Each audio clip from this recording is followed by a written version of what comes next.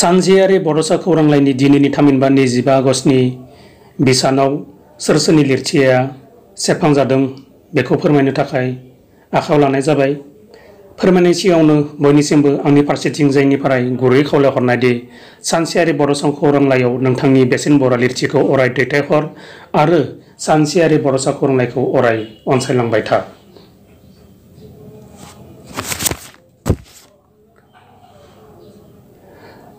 दैमालु मोसाहारिनि मोदैनि लैथो,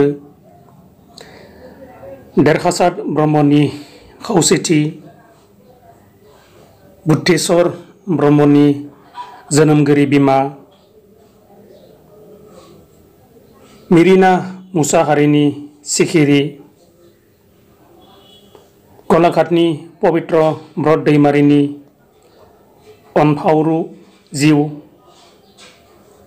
अदालगुरिनि निजोम बर'नि जिउनि लोगोरि, बाक्सानि रैदोम बर'नि दावब' बास्रिनाय, बाक्सानि सबिराम बर'नि इयुन सिमां रनसायनाया फेलें,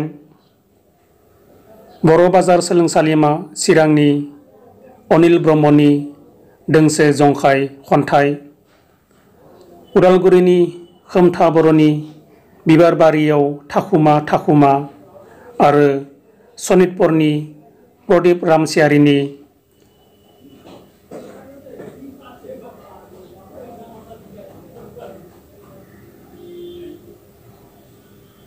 दङ बयहाबो जिउआव खन्थाइया सेबखांजादों। गोजोन्थों।